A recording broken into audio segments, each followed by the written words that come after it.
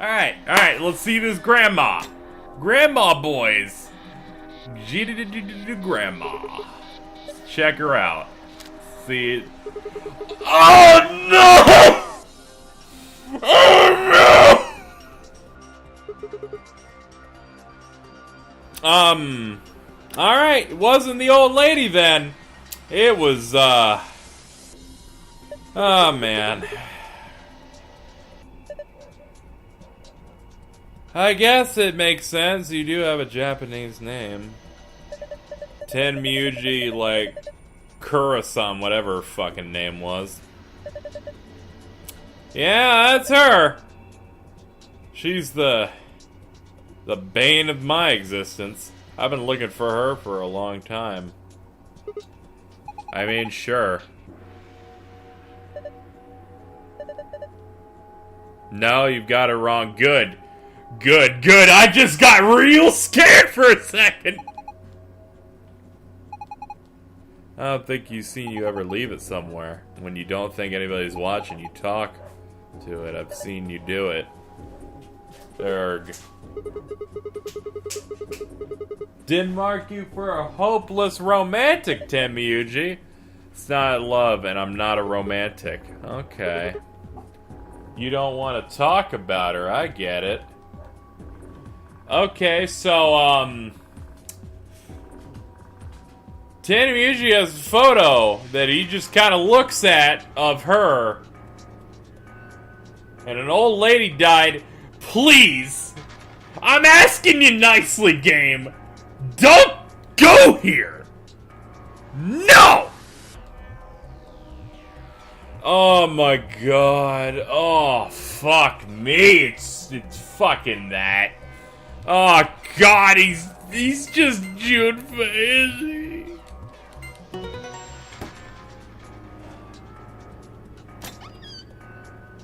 That's why he was so insistent on getting Clover to trust him. And, why is he old?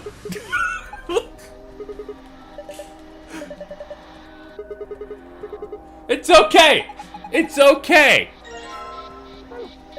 I might be wrong. It might not be that. It may not be that him and Akane are suddenly like 80. Oh, no, whatever. Whatever. Let's go. Let's go. Let's just leave. Woo! Woo!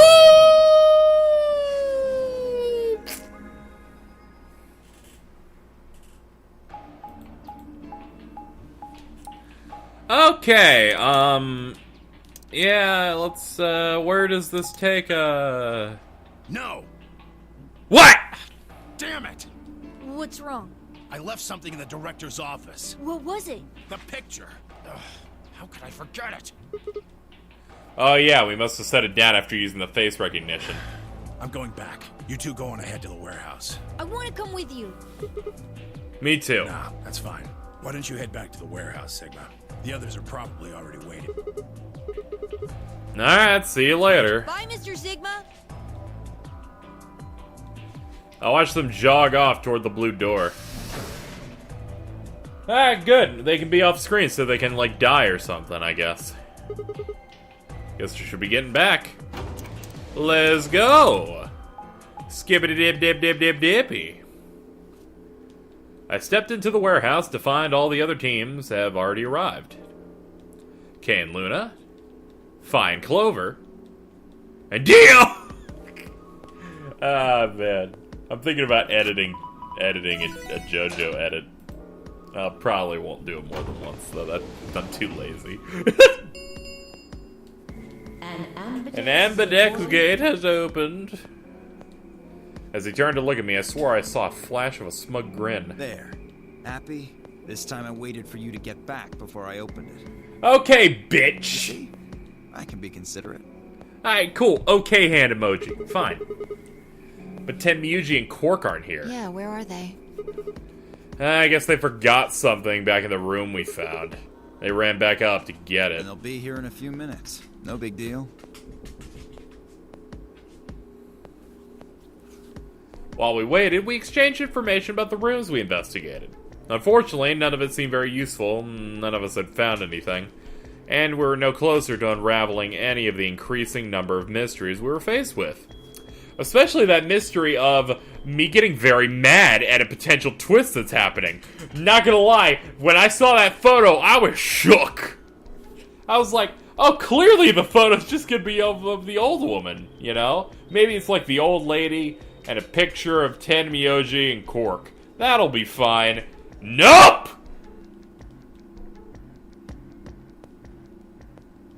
Before long, 20 minutes had passed. Please be her grandfather. 20 minutes had passed since Dio opened the door. Tenmyoji and Quark were nowhere in sight. Don't you think they're taking a little long?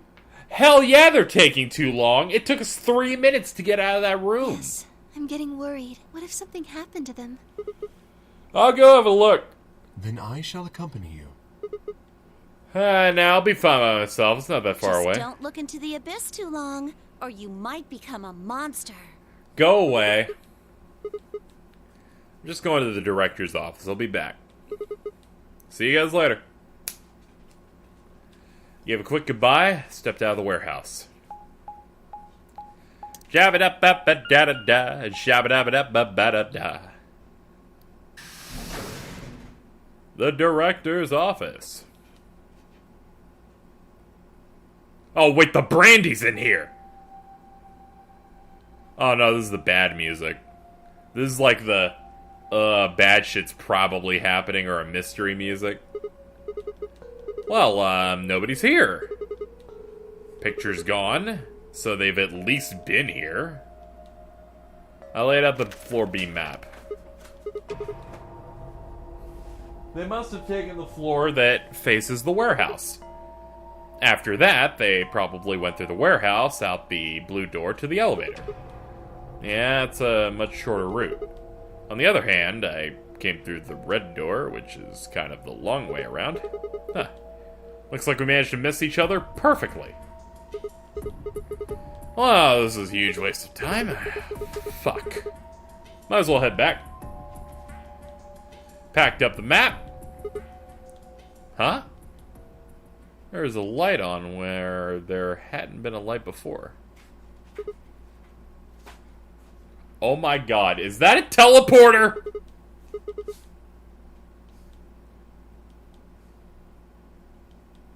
I felt a sudden wave of inexplicable, nauseating dread.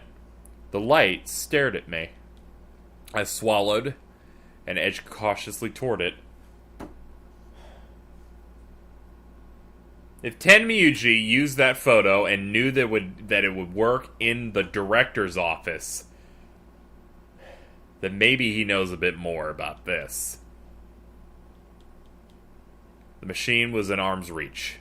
I stretched my hand and slowly... What the... You finally made it.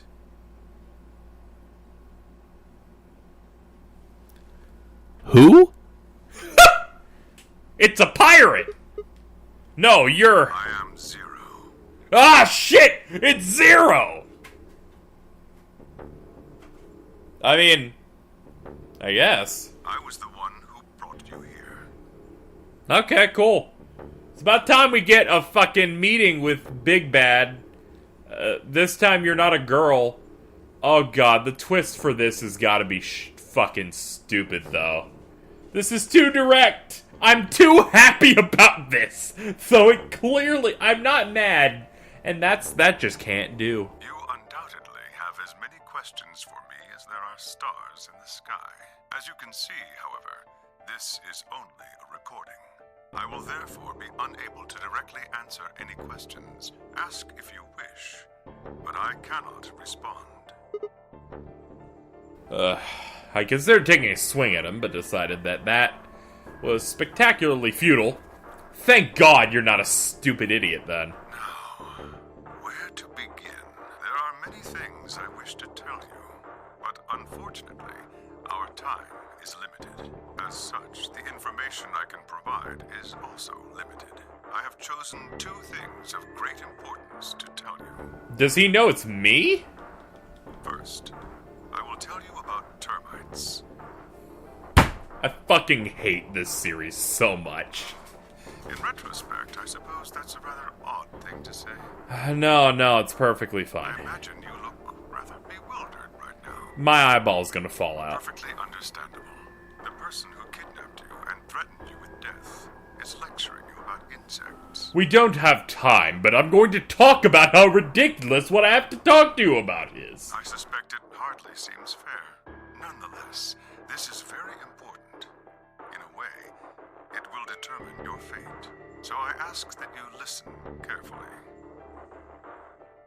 Have you ever seen a termite mound? No. They are splendid structures. Some might even call them works of art. Termites are natural architects, and their mounds are both structurally sound and make excellent use of space. So, are they following some sort of plan as they build? Are there termite blueprints detailing which room goes where? No, of course not. Each termite is simply an oblivious cog in a tremendous machine programmed by millions of years of termite DNA. It is doubtful an individual termite has any idea what its contributions are helping to create. But a human does. We can appreciate the elegant forms of their alien cathedrals. We don't have much time, he said. We can see the simple beauty of their perfect functionality. We didn't have time, but boy, can we make We analogies. can understand the splendid planning of their structure. This better get somewhere. In other words, only an intelligence of a higher order can understand the beauty of what the termite builds.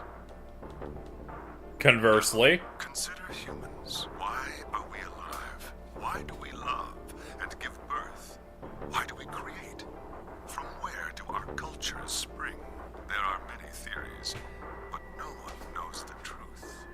We are oblivious cogs in a tremendous machine programmed by millions of years of human DNA. No doubt you see now what this analogy is supposed to illustrate. Yes, I mean to say humans are not different from termites. that's real great. Alright, cool. We trudge through our lives with no greater understanding of our ultimate goal. Okay. You might say we don't understand what we're building. Only an intelligence of a higher order than ours can understand what we're doing. If this comes back to Mars, I'm gonna be pissed. Imagine how we might look to such an intelligence. We may be building some structure so perfect and elegant, we can't even perceive it. Whatever it is, we've likely been building it on a dimension just above the ones we know since time immemorial. If we are like the termites, then what we've created is almost certainly something of tremendous beauty. And you are about to catch a glimpse of it. Or have you already? Well, that's enough on that subject, I think. Consider what I've said.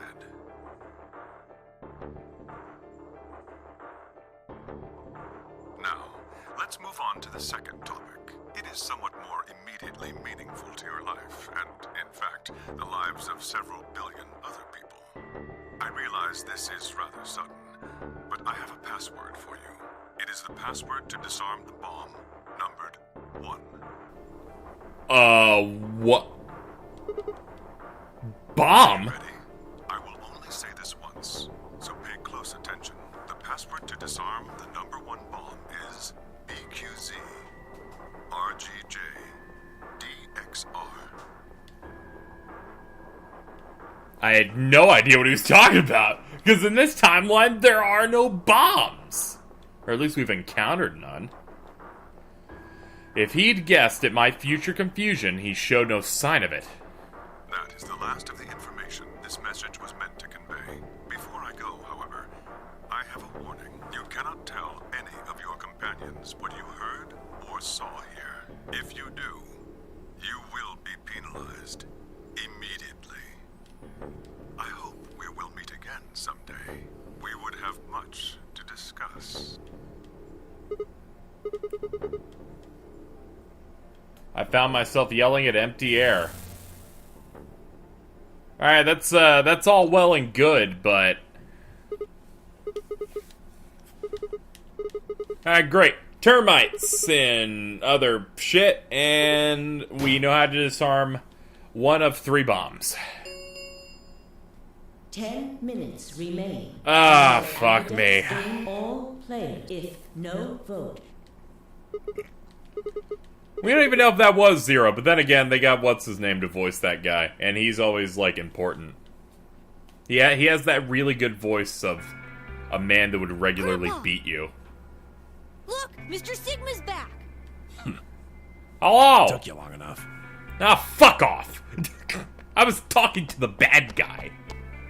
I mean, oh shit, I'm dying. Where are the others? AB rooms. They went in already? Yep. Why didn't you two? Been waiting for me? Yeah, Grandpa said there was something he had to tell you before we voted, no matter what. Nothing that significant. Just wanted to tell you we're going to choose ally this round. That's it. And you had to tell me that no matter what? Seems kind of pointless. I mean, words are cheap. You can promise whatever you want. True, but we've got something to back it up. Just hear me out. Alright, go ahead. Quark and I both have 8 BP. We're already on the home stretch. So what do we need to get to the magic number? Well, we need you to choose ally. If you do that, it doesn't really matter to us what we pick. You get to 9, whether you got 2 or 3 points. Exactly. That being the case, we don't have any reason to betray you. And if we both choose ally, we both gain points. True, but you must have considered that I'll choose Betray. That means you choose Betray to protect yourselves. That's why we're telling you we won't choose Betray. Mm-hmm. Can I trust you? Of course. Alright, tell me one thing. Let's say we do this and both ally. Everybody gets 2 points. That means you and Quark will have enough to leave, which is great for you. I'll still be stuck with my measly 5. How do I know you aren't just gonna open the number 9 door and leave us in the lurch? I can guarantee it. I can give How? you my word. I will not open the number 9 door, even if I have enough points to do so. Okay, you will not. Quark, will you not either? I swear it. We aren't going to abandon everybody else just so we can escape. I swear too. Thank you. I promise. And so all you've got is a promise. When I make a promise, I keep it. Trust me. Please! You've got to trust us. Fine. I'll trust you. 2 minutes. We're counting on you, Sigma. You've got to choose ally. You promised. With that, they turned and ran into the AB room, second from the right.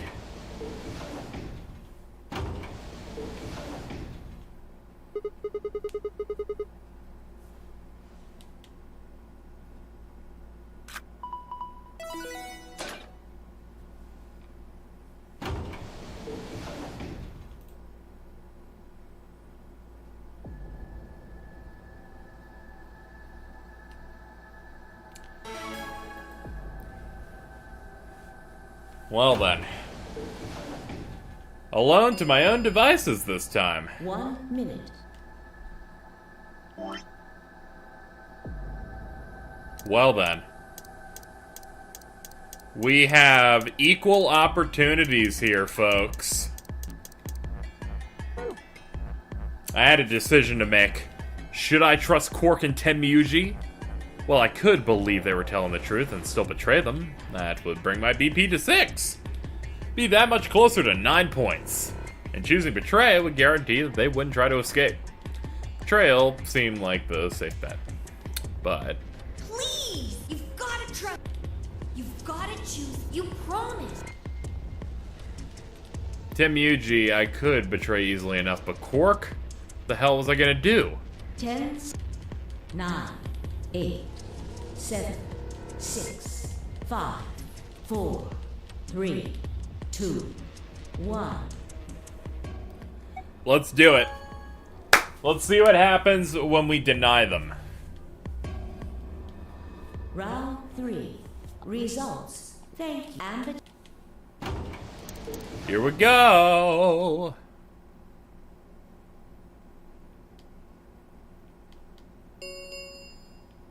Results, please. Alright, what we got on points, boys?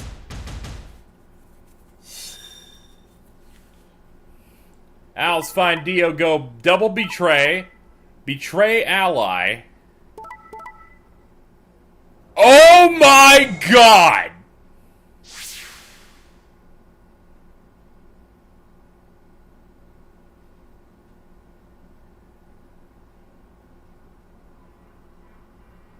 What? What?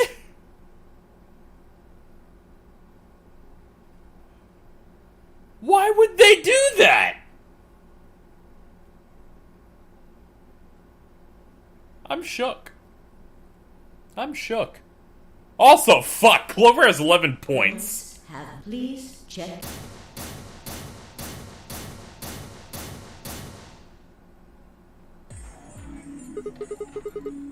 Hey, what's the deal? Quark had nothing to do with it. I entered the vote. So why'd you choose it? Couldn't I ask you the same thing? I don't really think this is the time for a fight, though. Look, Clover's over by the door. Ah, shit. Oh, no. Again?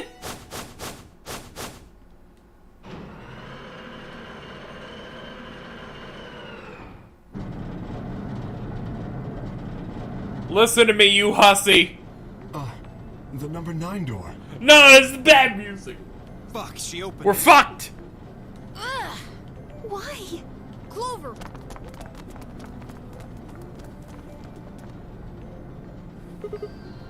Clover! What the fuck? I'm going to call the others. I'll get justice for Alice. Justice? What do you mean, justice?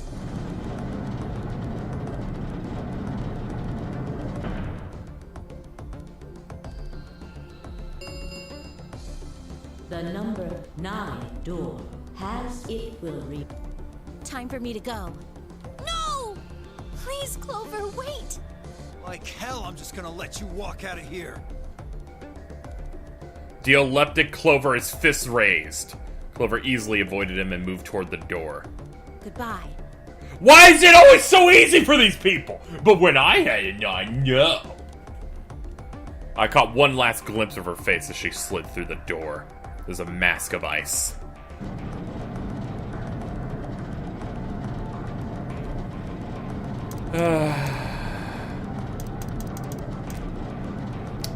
Denied.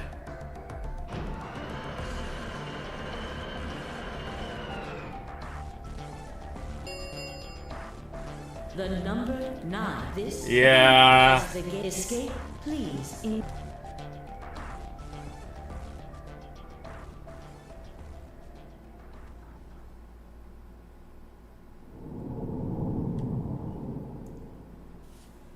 That thing presented me with like 2 spots. It gave me 2 spots, guys. It gave me 2 little spotty spots. But it didn't give me a win. It didn't give me winny win. You winny doodle. Well, they just accelerated that more. 10 Miyuji, game over. Okay. Well, that's what happens. Wouldn't the same thing happen here, too? Wouldn't the exact same thing happen here, just adding on another thing? Because he's gonna betray me. Actually, it doesn't fucking matter if he betrays me. He's still gonna get enough points. Round 3 of the Ambidex game has been.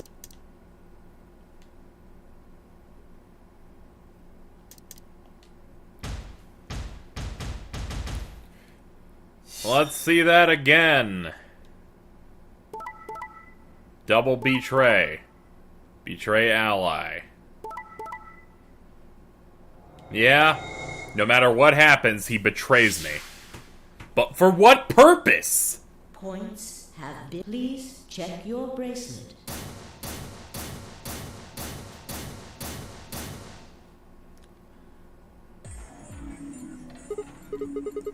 What the hell, guys? I Why? had nothing to do with this. I made the vote. Grandpa. Alright, fine. Why'd you do it? I only promised you one thing. We wouldn't open the number 9 door, even if we got 9 points. What? So you're not gonna Not leave? what I said. Of course we're going to leave. Ha! Look, see Clover over there? You son of a bitch! You son of a bitch!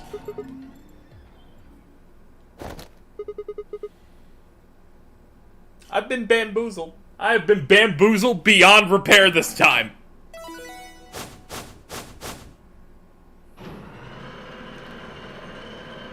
He made a lucky guess. He's like, she got enough points. All they need to do is betray. That bitch! Wait. Quark and Tenmyoji have... The words were barely out of her mouth when Tenmyoji and Quark ran past. No! God damn it!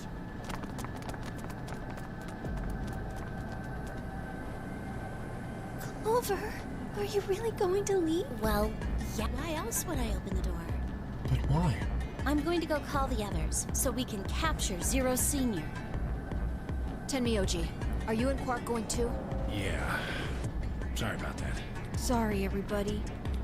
So Sigma, happy? Kept my promise. Clover opened the door, not me. Like hell I'm happy! That's some shady shit, Tenmyoji. Say so. I have to get out of here, and that's that. He's got to pay for what he's done. He? Zero. You mean you know who Zero Senior is? Yeah. No point keeping it a secret now, I suppose. I know exactly who Zero Senior is. Okay. What? Then say it.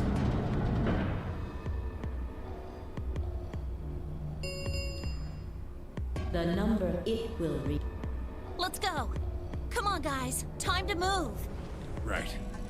Oh, wait! This is for you, Mr. Sigma. Huh. What is it? It's a letter. I wrote it in the director's office before the AB game. I wanted to tell you what kind of guy Grandpa is. So, read it, okay? Okay. See you later, Mr. Sigma. Yo, but who's Zero, though? You said there's no point. No point keeping a secret. See you. Goodbye. You're not gonna fucking fuck off! I never liked your kid. You better not be Junpei. That letter's gonna say he's The Junpei, number isn't it? 9 has Oh closed. no. This ends the thank you for as the game is escape please in Hopefully this letter helps me break locks. Shit. Otherwise God. it's fucking useless. All we can do now is hope they bring help back. Indeed. I agree.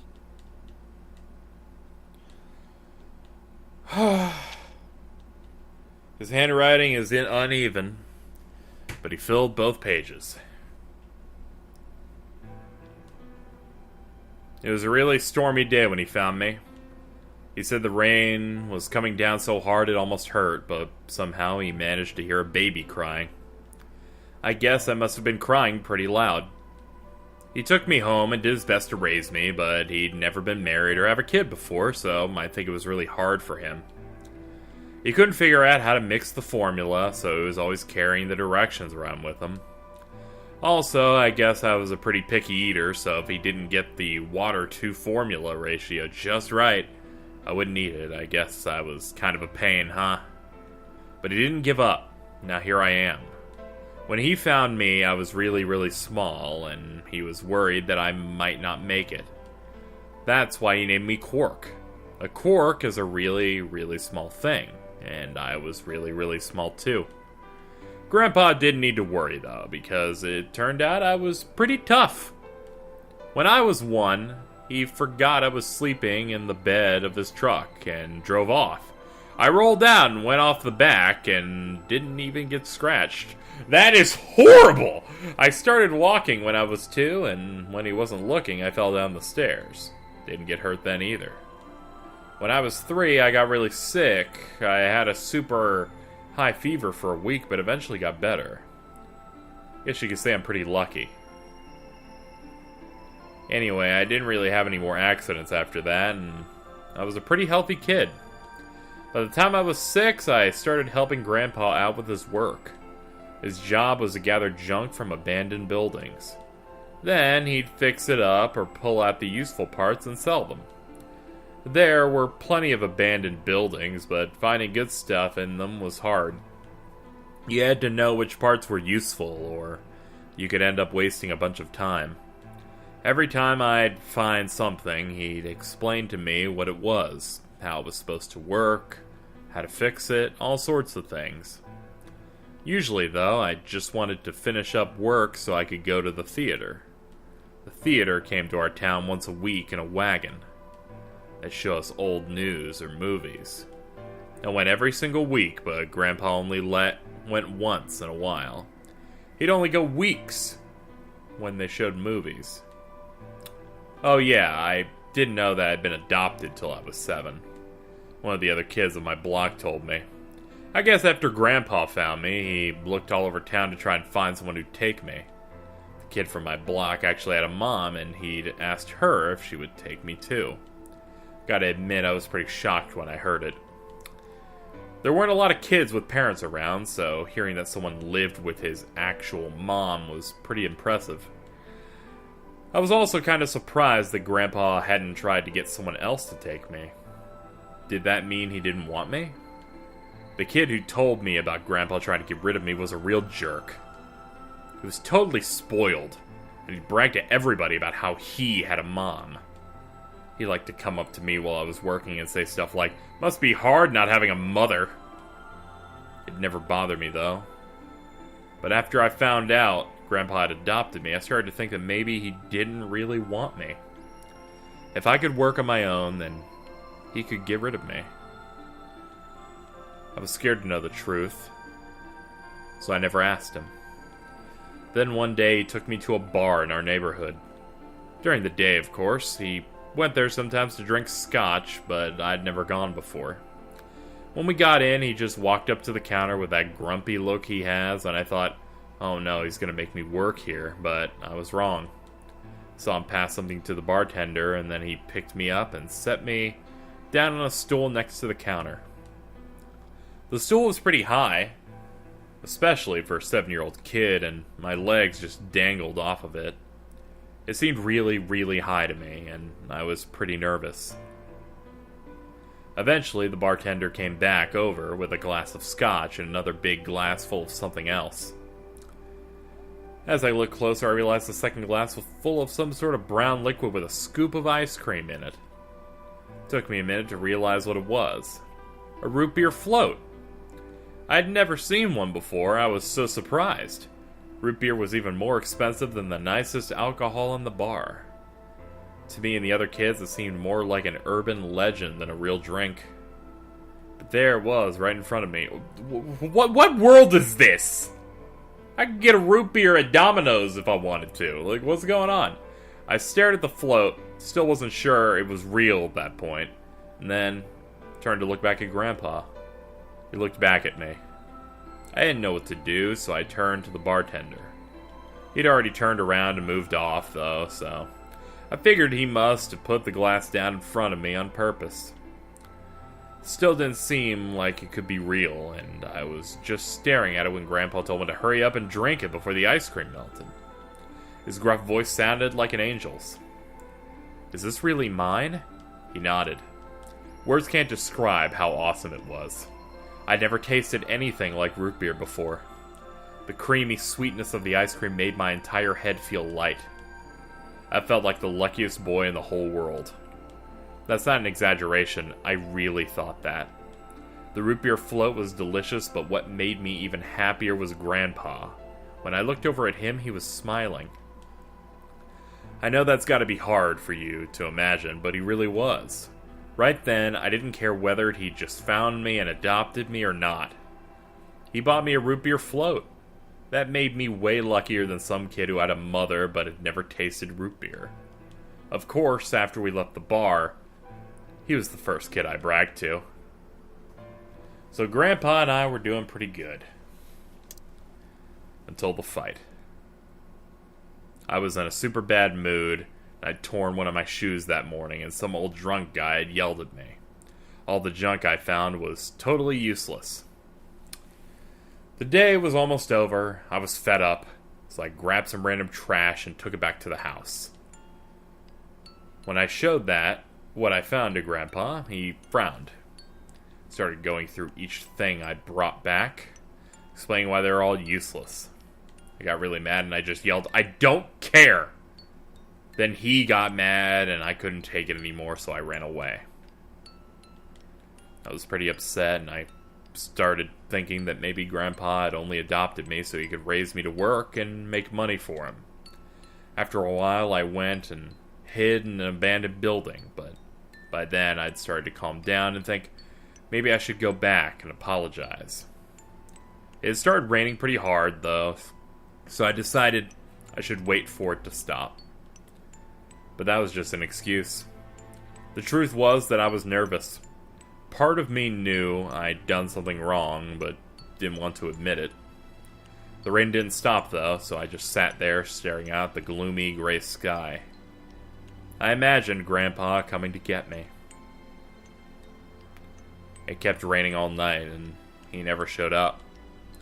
I gave up waiting and decided it was time to go home. I was about halfway there when I heard somebody groaning.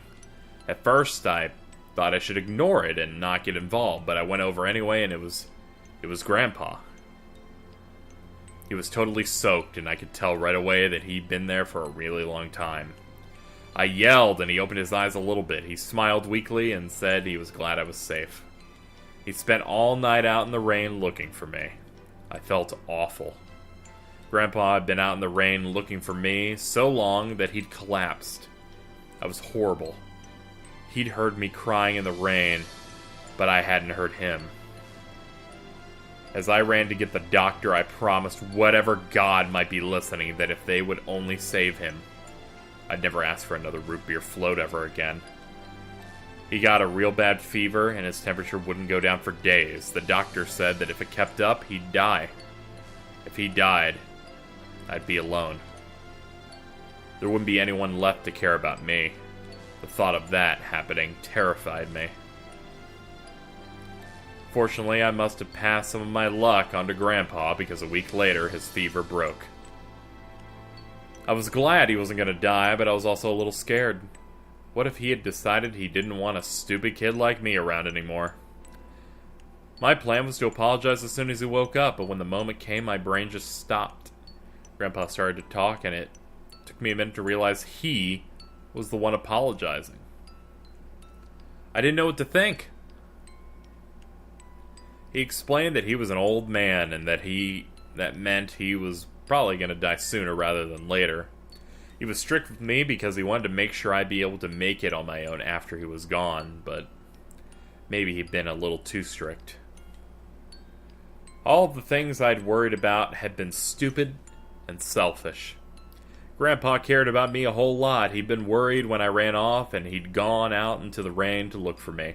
How is this 2 pages, by the way? I've been meaning to talk about that for like 3 minutes now. I tried to apologize, but when I opened my mouth, I just started crying. I don't think I've cried that much since I was a baby. But he just smiled and patted my head. I asked him if he'd ever regretted adopting me. His eyes got all wide, and he said, "Of course not." He told me that he was looking for a really important lady, and because of that, he'd had to give up on pretty much everything else in his life. But when he took me in and started raising me, he felt like he'd gotten some of what he lost back. That was when I decided I'd stay with him forever, even if he said I couldn't.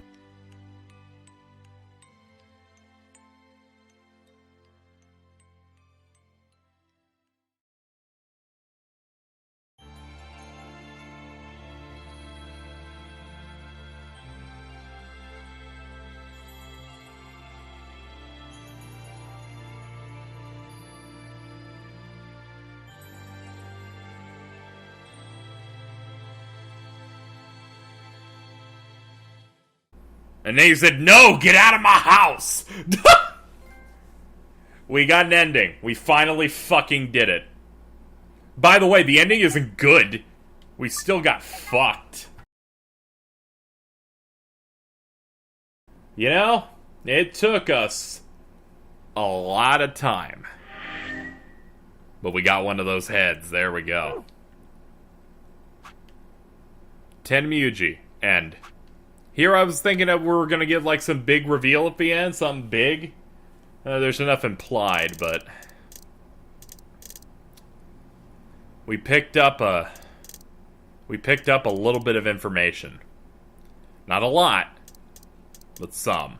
I mean, it leaves enough open, but...